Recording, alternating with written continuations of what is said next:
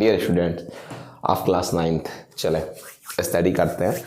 और इस वीडियो में हम क्या देखेंगे? First law of motion. First law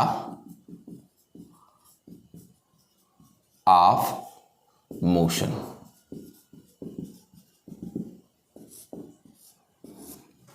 what is first law of motion?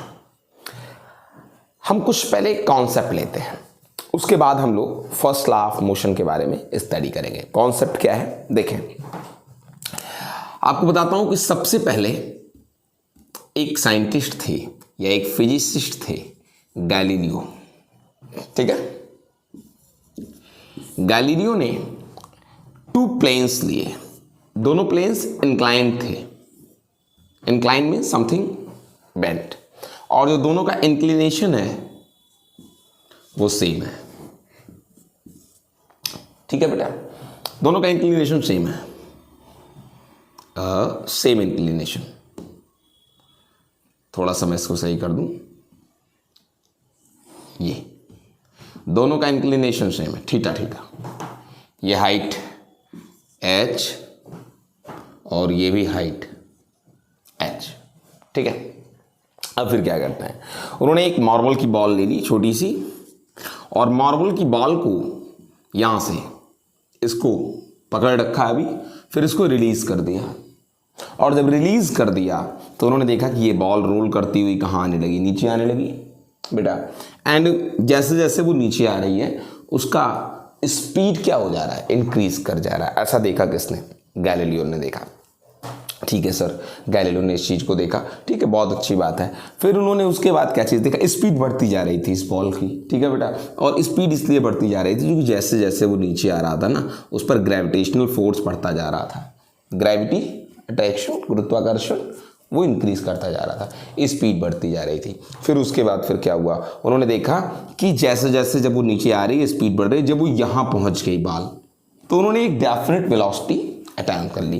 किसने? बॉल ने। मतलब स्पीड इंक्रीज होते होते उसकी एक डेफिनेट वेलोसिटी या फिर स्पीड हो गई, ठीक है ना, बॉल की यहाँ पर, और वो स्पीड मैक्सिमम होगी यहाँ पर, जो भी स्पीड होगी बेटा उसकी। फिर क्या हुआ, उन्होंने सामने दूसरी प्लेन रखी हुई है। फिर उन्होंने क्या देखा कि ये जो बॉल है बेटा, ये जो मार्बल की बॉल यहाँ तक आई थी, फिर वो इस पर क्या होने लगी, क्लाइंब करने लगी, चढ़ने लगी। ठीक है ना, और जब इस पर चढ़ने लगी धीरे धीरे वो बॉल, तो क्या हुआ, उन्होंने देखा कि धीरे धीरे उसकी स्पीड जो थी वो डाउन होने लगी, डिक्रीज करने लगी उस बॉल की। और फिर क्या हुआ, लेकिन भले ही उसकी स्पीड डिक्रीज कर रही थी, लेकिन बॉल ऐसे लुढ़कते लुढ़कते रोल करती हुई ऊपर चढ़ गई। कितनी हाइट पर चढ़ी? जितने हाइट से उसको क्या किया था बेटा, हमने छोड़ दिया था यहाँ से। ठीक है, जितनी हाइट से रिलीज किया था, ही कवर्स दैट हाइट। अगर मान लीजिए वो 10 मीटर से रिलीज की गई थी, तो वो रोल करती हुई 10 मीटर तक क्या कर गई, रीच कर गई, ऊपर चढ़ गई। ठीक है ना, गैलीलियो ने इस चीज को देखा। अब फिर क्या हुआ बेटा, मतलब क्या हुआ, जितना डिस्टेंस कवर करके उसने यहाँ तक की डिस्टेंस को कवर किया था, जितना डिस्टेंस कवर करने के बाद उतना ही डिस्टेंस को क्या करती, कवर करती है, और जितनी हाइट से यहाँ पर गिरी थी उतनी हाइट तक वो क्या कर जाती है बेटा, ऊपर चढ़ जाती है। ठीक है ना, दैट बॉल्स, ये जो बॉल्स बेटा हमारा ये वाला, ये क्लाइंब कर जाता है यहाँ तक। ठीक है ना, स्टेयर। अब उसके बाद फिर क्या हुआ, फिर गैलीलियो ने एक और वर्क किया। क्या किया सर? गैलीलियो ने बेटा इस वाले सरफेस को देख रहे हैं, इसका इंक्लिनेशन डिक्रीज करने लगे, मतलब इस थीटा को कम करने लगे, इस सरफेस को थोड़ा सा डाउन करने लगे। ठीक है ना, मतलब इंक्लिनेशन को थोड़ा डिक्रीज करने लगे। अब जब इंक्लिनेशन को डिक्रीज करने लगे तो वो क्या देख रहे हैं, उन्होंने देखा बेटा जब इंक्लिनेशन को थोड़ा डिक्रीज कर दीजिए, ये देखिए, तो उन्होंने देखा ये जो बॉल है बेटा हमारी, ये क्या करने लगी, ये और अधिक डिस्टेंस तक जाने लगी। ठीक है ना, थोड़ा उन्होंने इंक्लिनेशन को और अधिक क्या कर दिया, डिक्रीज कर दिया, यहां पर ले आए, तो ये बॉल और अधिक डिस्टेंस तक क्या करने लगी, मूव करने लगी। ऐसा कौन देख पा रहा है? ऐसा वही देख पा रहा है। ठीक है ना, यानी क्या हुआ कि as well as you will decrease the inclination of this plane, इस प्लेन के इंक्लिनेशन को जैसे से आप डिक्रीज करोगे, वो जो बॉल है वो more and more than distance क्या कर रही है, कवर कर रही है। तो उन्होंने क्या चीज सोचा कि सर अगर एक काम करते हैं, अगर मैं बिल्कुल प्लेन को पैरेलल टू क्या कर दूं, अर्थ कर दूं, मतलब हॉरिजॉन्टल कर दूं इस प्लेन को, इस वाली प्लेन को, अगर इसको हॉरिजॉन्टल कर दें तो फिर इस तरीके से होगा क्या, एक्चुअल में जानते हैं क्या होगा। अब देखिए, जानते हैं क्या हुआ, जब इसको इंक्लाइन कर रहे थे ना, जैसे से आप इसको क्या कर रहे थे, डाउन कर रहे थे, वो क्यों रोल करता जा रहा था? एक्चुअल में वो उतनी हाइट अटेन करना चाहता है जितनी हाइट से वो क्या किया था, यहाँ पर नीचे उतरा था, उतनी हाइट को वो कवर करना चाहता है। ठीक है, तो फिर क्या हुआ, अगर हम इसको बिल्कुल पैरेलल कर दें, हॉरिजॉन्टल कर दें, तो वो और चलता जाएगा और चलता जाएगा और कंटिन्यूअस इनफाइनाइट तक चलेगा। क्यों sir? He wants to attach that ball, wants to attach that height. वो जो बॉल है वो उतनी हाइट को अटैच करना चाहती है जितनी हाइट से वो फेल डाउन हुई है। ठीक है ना? लेकिन क्या है कि प्रॉब्लम ये है सर कि जो हम लोग का जो सरफेस है बेटा, इसमें थोड़ा फ्रिक्शन होता है, बिल्कुल एकदम स्मूथ नहीं होता है ये, तो बॉल अल्टीमेटली रुक जाएगी। लेकिन अगर हम बिल्कुल इसको स्मूथ कर दें, एकदम फाइन कर दें, किसी तरीके का कोई क्या ना हो बेटा, इसमें रफनेस नहीं रह जाए, तो मैं आपको बताऊं कि ये इनफाइनाइट तक ऐसे चलती जाएगी चलती जाएगी। दैट मीन टू से कभी क्या नहीं होगी, रुकेगी ही नहीं वो ball, never stop the ball. ठीक है, that will moving on, rolls down till infinite. Infinite तक क्या करती रहेगी बेटा, रोल करती रहेगी। ठीक है ना? अब उसके बाद I want to say to you, अब हम आपसे कुछ कहना चाहते हैं। What is that?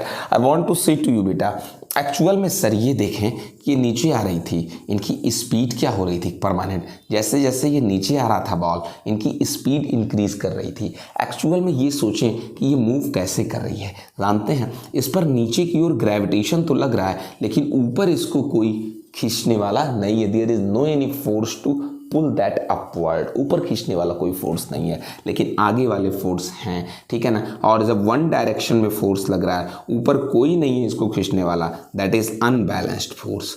ये कौन सा फोर्स है? अनबैलेंस्ड फोर्स है, केवल एक ही डायरेक्शन में। ठीक है ना? ठीक है, एक अनबैलेंस्ड फोर्स है। ठीक है, और ये अनबैलेंस्ड फोर्स इसको कहाँ लेकर आ रही है, नीचे लेकर आ रही है, और इनकी स्पीड क्या होती जा रही है, इंक्रीज कर रही है। मतलब हम कह सकते हैं कि अगर आप चाहते हैं कोई ऑब्जेक्ट हो और उसकी स्पीड जो है इंक्रीज करती रहे, ठीक है ना, उसकी स्पीड क्या करती रहे, इंक्रीज करती रहे, या फिर यूँ कह दें कि उनका स्टेट क्या हो जाए बेटा, चेंज हो जाए। ठीक है ना? या फिर उसकी स्पीड चेंज हो जाए, उसका मोशन बढ़ता रहे। ठीक है ना? या फिर मोशन डिक्रीज करता रहे। अब आप एक चीज़ सोच लीजिए, यहाँ क्या है, जब ऊपर जा रहे थे तो भी अर्थ इनको अपनी ओर क्या कर रही है, अट्रैक्ट कर रही है ना? तो फिर डाउनवर्ड अर्थ अट्रैक्ट कर रही है, तो इनकी स्पीड क्या हो गई, डाउन हो गई थी। ठीक है ना? यानी क्या हुआ, यहाँ स्पीड इंक्रीज कर रहा है क्योंकि एक फोर्स वर्क कर रहा है। ठीक है ना? यहाँ स्पीड डिक्रीज कर रहा है क्योंकि इन पर एक फोर्स वर्क कर रहा है। तो क्या हुआ, हमने देखा क्या, और यानी समझ गया आप इस चीज़ को कि वन डायरेक्शन में ही, देखिए इधर केवल एक ही डायरेक्शन में फोर्स लग रहा है, केवल एक ही डायरेक्शन में फोर्स लग रहा है, यहाँ भी केवल एक ही डायरेक्शन में फोर्स लग रहा है। यहाँ कोई अपवर्ड डायरेक्शन में इनको खींचने वाला नहीं है, और यहाँ पर डाउनवर्ड तो फोर्स लग रहा है, लेकिन कोई ऊपर इसको खींचने वाला कोई फोर्स नहीं है। ठीक है ना? यानी वन डायरेक्शन में ही फोर्स लग रहा है, तो क्या कहेंगे, ये एक अनबैलेंस्ड फोर्स है।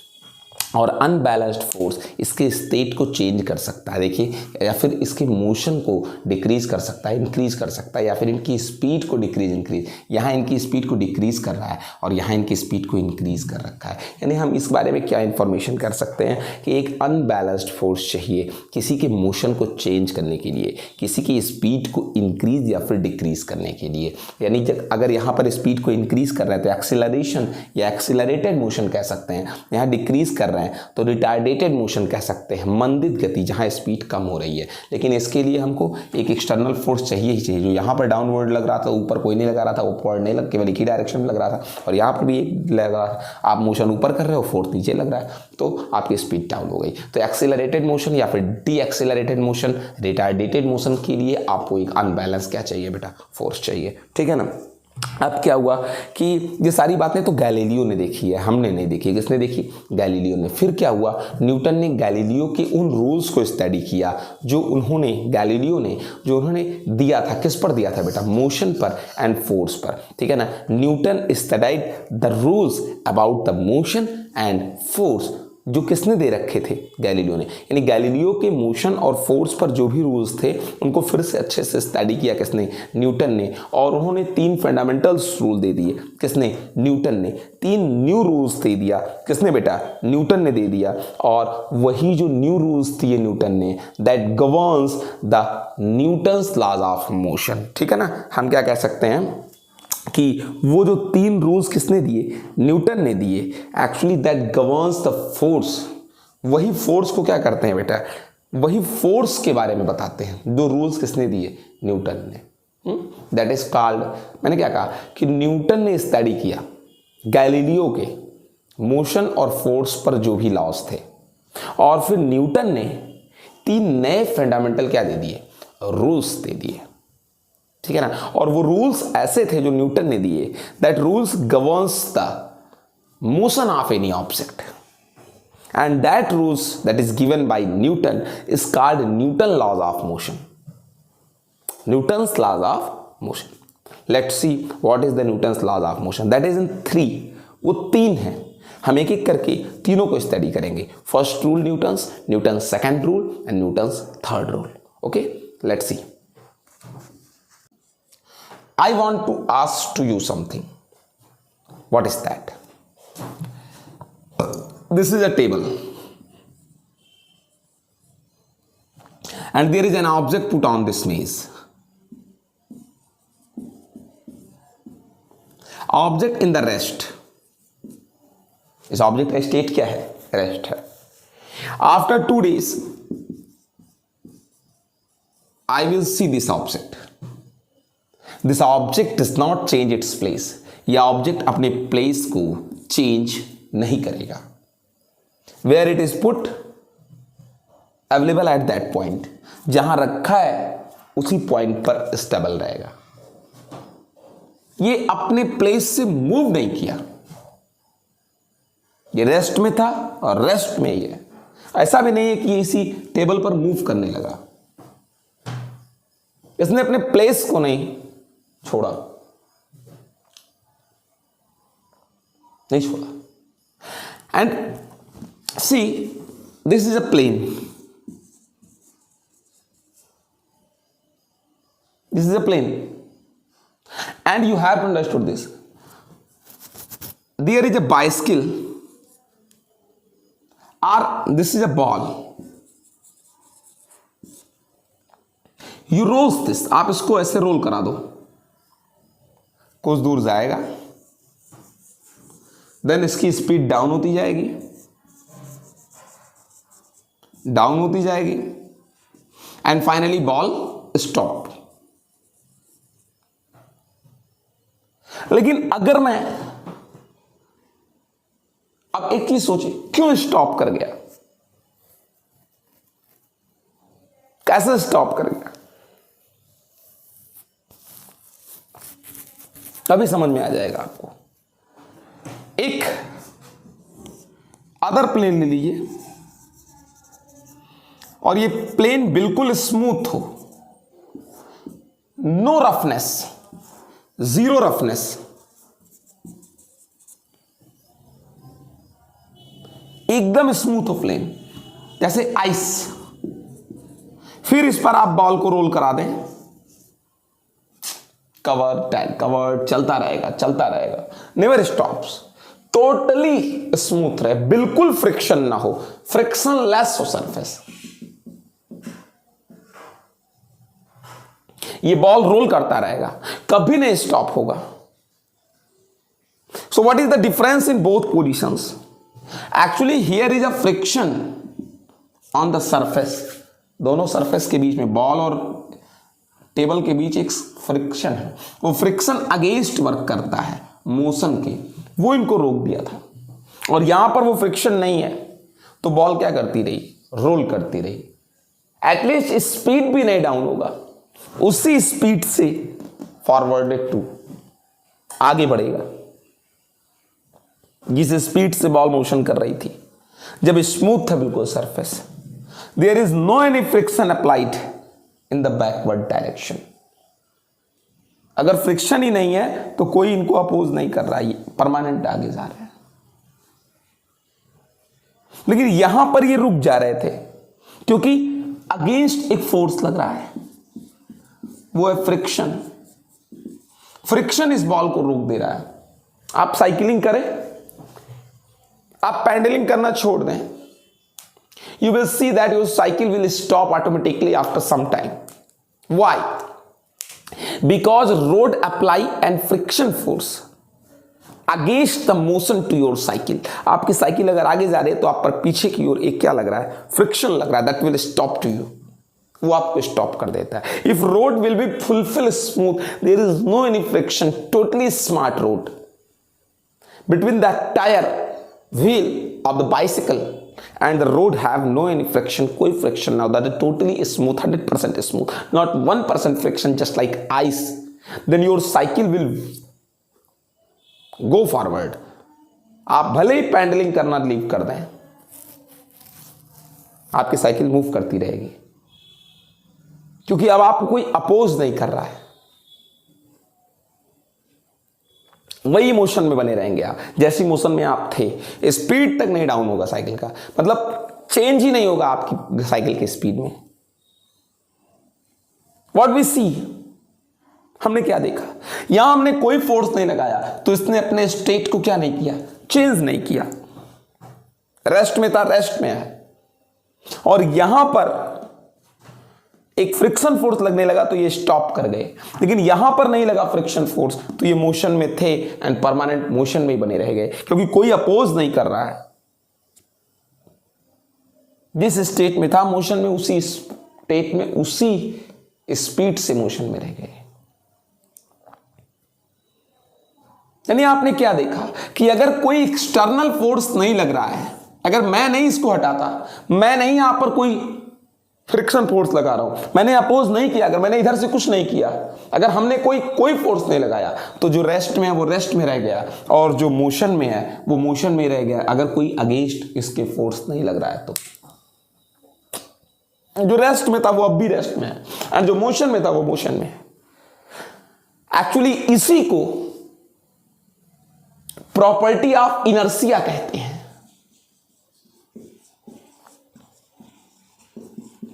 This is called inertia. What is? To oppose the change in state. अपने स्टेट में चेंज को क्या करना, अपोज करना। आखिर आप अपने स्टेट में चेंज का अपोज कर रहे हो। आप रेस्ट में थे, आप मोशन में क्यों नहीं आ गए? इसका मतलब आप अपने रेस्ट के स्टेट को लीव नहीं करना चाहते। तो आप मोशन में थे तो आप मोशन में रह गए, क्यों नहीं रेस्ट में आ गए? क्यों नहीं आपकी स्पीड डाउन हो जा रही यहां पर? इसका मतलब आप अपने स्टेट को नहीं चेंज करना चाह रहे हो। लेकिन कब आपका स्टेट चेंज हो जा रहा है, आप कब यहां पर मोशन में आ जाओगे अगर मैं फोर्स लगा दूं? कब आप यहां पर रुक जाओगे, स्टॉप कर जाओगे अगर कोई फ्रिक्शन फोर्स लगे बॉल पर, जैसे यहां लग रहा था? इसका मतलब कोई ऑब्जेक्ट अगर रेस्ट में है तो रेस्ट में ही रहेगा, अगर मोशन में है तो यूनिफॉर्म मोशन में ही रहेगा, जब तक उस पर कोई एक्सटर्नल फोर्स ना अप्लाई किया जाए।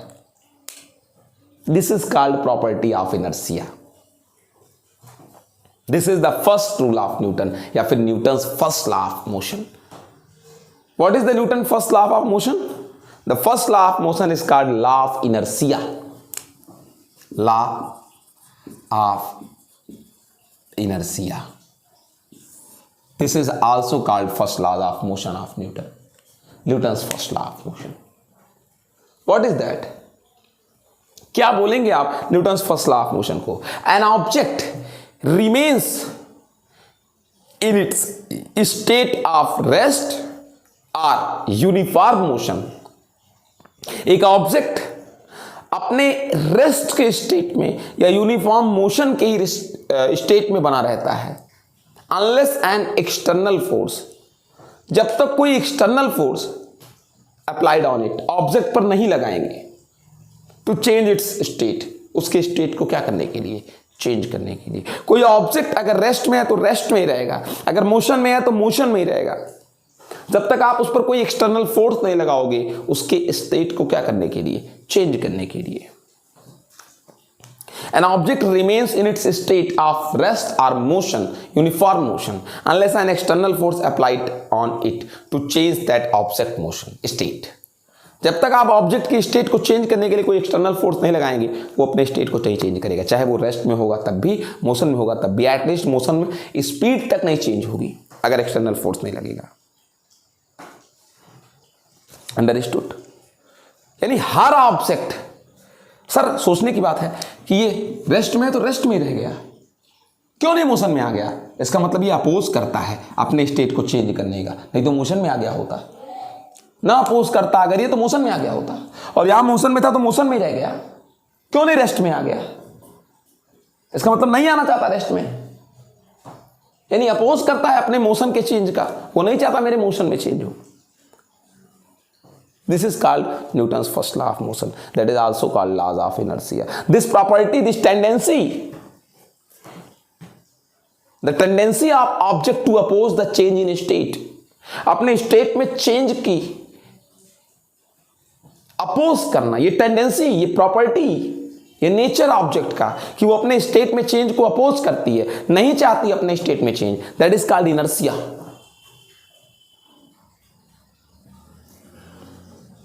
Okay, I think you will understood this. आप समझ गए होंगे। इनर्शिया सबको समझ में आया? What is inertia?